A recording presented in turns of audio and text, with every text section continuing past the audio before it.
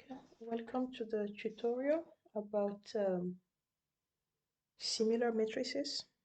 Okay, so this is norm section 4 for this second part of the chapter. So in this video, I'm going to do an example about the similar matrices. So let me write down the question. Okay, maybe I can write the question in black. Let T represent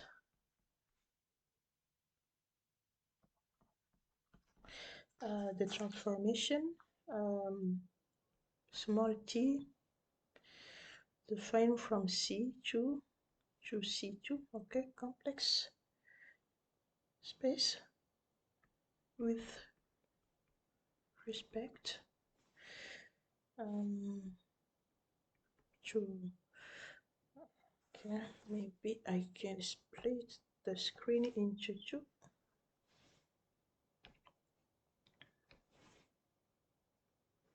Okay, to gain more space with respect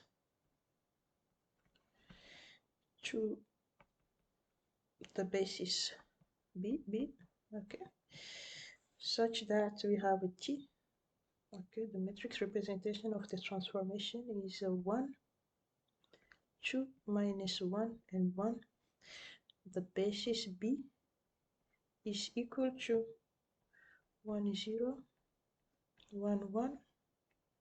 And we have new basis D, which is equal to 2, 0,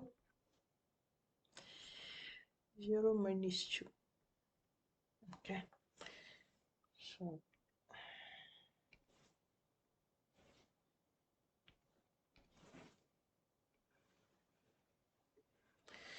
the question is the following. Find T hat, which is the representation of the same transformation small t in the new basis D. Okay, find T hat, which is equal to the representation of T with respect to D such that, of course, T hat and T are similar. Okay, so this is the question. Let's now do the solution. Okay,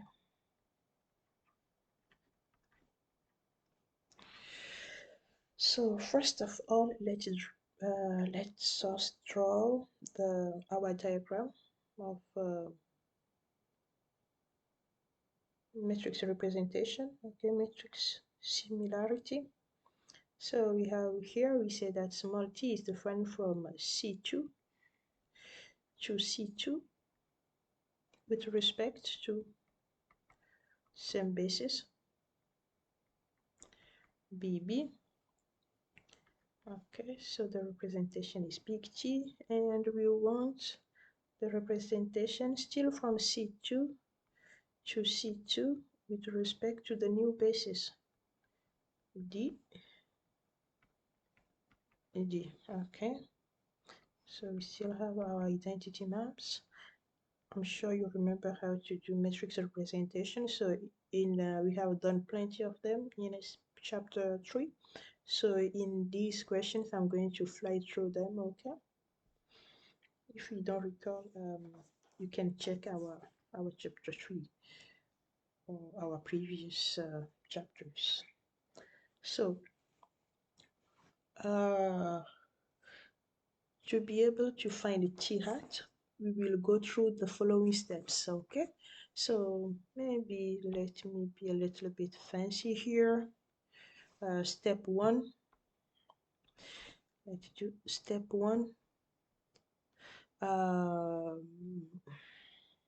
Okay, before I do step one, let us recall what we have done in the previous video. We said that t hat, so we have small t here, t hat here.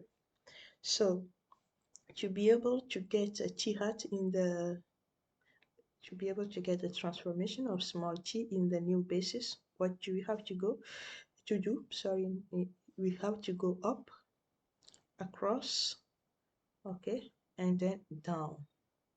Is that okay? So to be able to go from there to there, because in this case we cannot go straight away from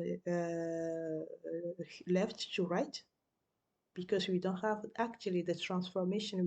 We are only given the matrix representation of the transformation. Therefore, we need to, to go up, across, and down. So sorry for that. And we say that the representation t hat, which is equal, t hat, which is equal to the representation of t with respect to d, okay, is going to be equal to what? We need to go up, so that is the representation of the identity map with respect to db, okay, so db. Then we need to go across, multiply by the representation of the transformation t with respect to bb, and then, okay, we need to go down, which is the representation of the identity map with respect to bd. However, as we have seen previously, the representation of the identity map with respect to db, okay, is the same as the inverse of the representation of the identity map with respect to bd. So let me write it here. So we have our t hat, which is going to be the representation, okay, representation of the t. That's actually t hat with respect to dg is equal to the representation. I'm going to recopy with respect to bd of the identity map, multiplied by the representation with respect to bb of the transformation t, multiply this time by the representation of the identity map with respect to bd inverse, okay?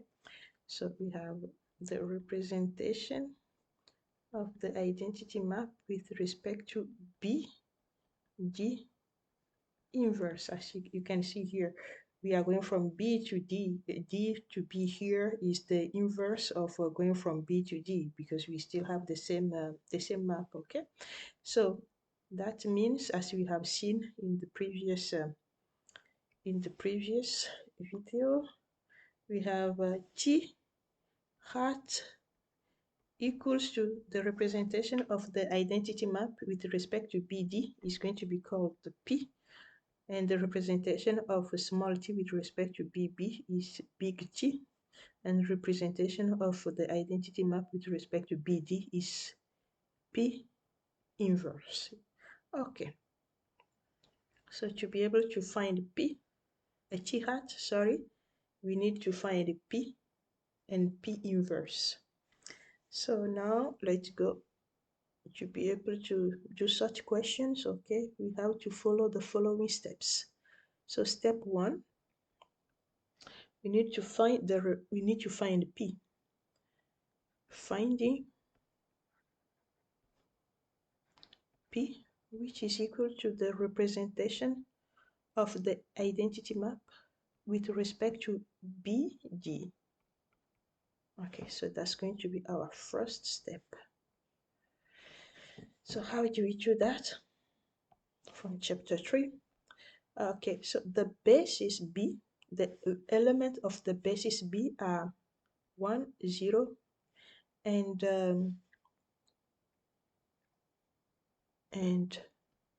1, 1. So under the identity map, okay, 1, 0 will still be 1, 0. That's what the identity map does. It doesn't change the vector, okay?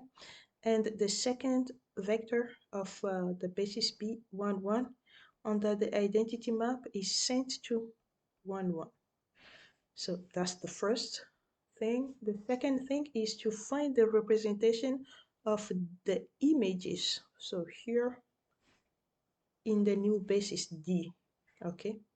So we need to find the representation of 1, 0, okay, with respect to D. So how do we do that? We do C1 multiply by the elements of the new basis, which are those elements are 2, 0 plus C2 multiplied by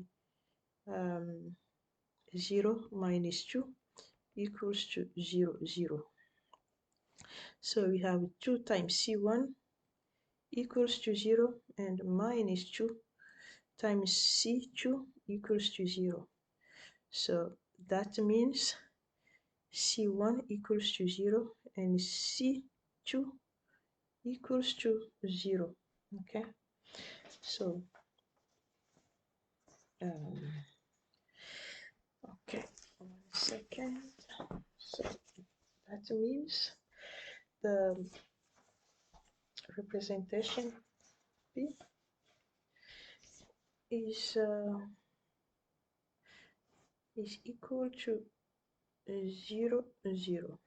Okay, yeah, I'm sure I got it right. Okay, yeah, that is it. So the second thing is to find the representation of sorry, here, just my bad, it's not 0, 0. Yeah, of course, I knew something was wrong. So it's 1, 0. So okay.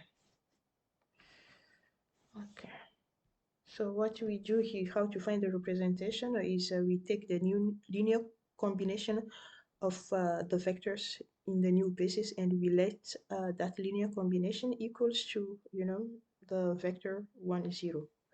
So 2 times C1 equals to 1, and minus 2 times C2 equals to 0. Therefore, C1 equals to a half, and C2 equals to 0. Therefore, the representation of 1, 0 with respect to D is equal to a half and 0. Okay, or maybe to make things easier for you to see, let me change the color. Here is a half and 0. And now let's see. Let's do the same thing for the second, the second vector here.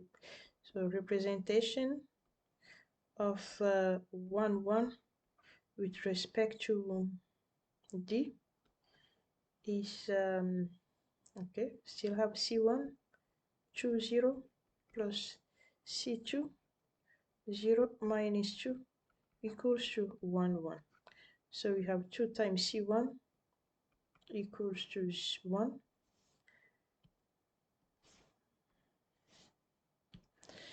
Equals to 1, and minus 2 times C2 equals to 1. That means C1 equals to a half and C2 equals to minus a half. Therefore, that representation is going to be equal to a half minus a half. Okay, therefore we have a P. Okay, so therefore all of these we have a P, which is going to be the representation of the ID with respect to BD is going to be the following. So a half, 0, and a half minus a half. There we have it. So that's the first step. We have found P. We are not done yet. We need to find P hat. and then multiply all these three matrices together to be able to get our t hat. Okay, so let's go to the next slide.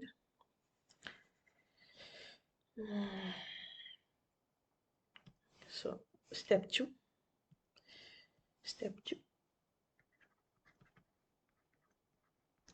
Okay, finding P inverse. So to be able to find P inverse, we have two options. We know how to invert a square matrix, okay? But we can also do the same thing as we have done for T hat. Sorry, as we have done for P, just here, okay? Finding the representation this way. Yeah, I will do the two options for you here because this is a tutorial, so I'm going to take some more time to explain things. So option one, okay, using Gauss-Jordan, okay, Gauss-Jordan reduction to be able to find the inverse of a matrix, okay, method. So that's going to be our first option. So how do we do that? We all know how to find the inverse of a matrix, so I'm going to run through these quickly. So we have our P, we write the augmented matrix. Our P here is half, 0, and half minus a half. Let's just be sure. Yeah, half is 0, half minus a half. That's P. And as I said, we have to write it as an augmented matrix. And okay, so we have our P on the left hand side, and on the right hand side we have our identity matrix 1, 0, 0, 1.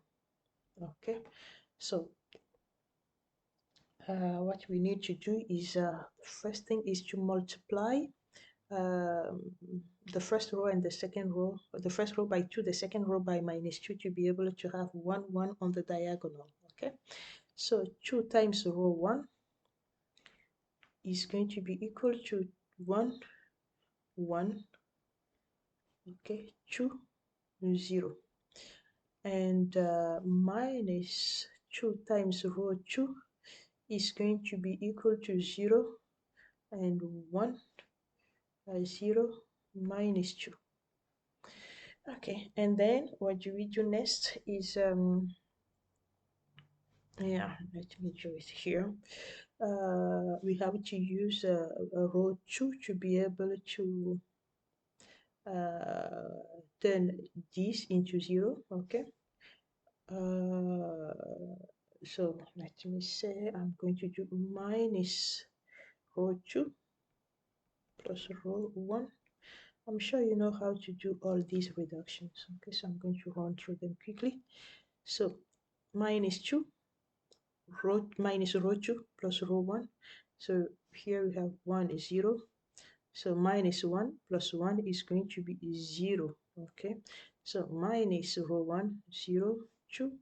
So we have here 0 minus 2. Okay, 0, 2. And then minus, here we have 2. Minus 2 is 2. So we have here. Okay, so finally we have the identity on the left hand side, and on the right hand side what we have, the matrix that we have is our P inverse. Okay, therefore our P inverse is P inverse is going to be equal to 2, 0, 2 minus 2. So that's how we find P hat using Gauss-Jordan. The second option, okay, we can use, so it depends on you, whatever option suits you or whatever option is easier. P inverse is equal to the representation. Okay, so let's have a quick look of our diagram. So P inverse, so this is P inverse, this is our P, and so this is our T. Yeah, we know it. So P inverse is the representation of the identity map with respect to D and B. So let's see. So the representation of the identity map with respect to D and B. Okay, so Let's just do it here. The same thing we have done previously. So sugar, excuse me, sorry about that. So here, first of all, we need to see okay, let me rewrite the basis D here. We have the element of D are, okay, we have 2, 0, 2, 0, and element of B, okay, sorry, 0 minus 2, this is 0 minus 2, and the element of B are 1, 0, and 1, 1. Okay, so to be able to do the representation, let's see what where does the identity map send the vectors of D to? So because we are going from D to B, so number 1, we have 2, the element of D are 2, 0, and 0 minus 2. So under the identity map, they are sent to the same thing, 2, 0. That's what the identity map does. And here we have identity map 0 minus 2. So now let's find the representation of these vectors, the images, in okay with respect to the basis B. So okay, let me do it here. The representation of the vector 2, 0 with respect to B is going to be what? C1 linear combination of the elements of B 1, 0 plus C2 1, 1 equals to 2, 0, 2, 0. So we have C1 plus C2 equals to 2 and C2 equals to 1. That means C1 equals to 2 minus C2, which is equal to 2 minus 1, which is equal to 1. Okay, so that means the representation, okay, let me use green.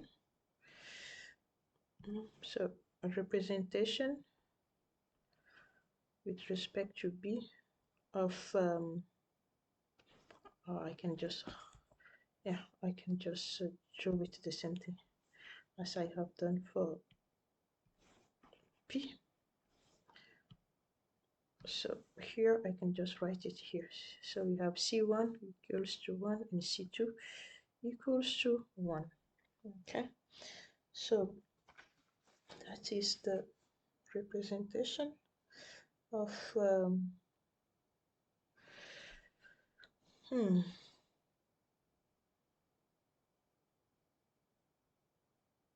yeah, what am I doing? Sorry for the mistakes. Here is 0, it's not 1. So the linear combination, okay, so C1 plus C2 is 2, but C2 here is 0, sorry. So yeah, it's 2, 0, 2, 0. Sorry about that.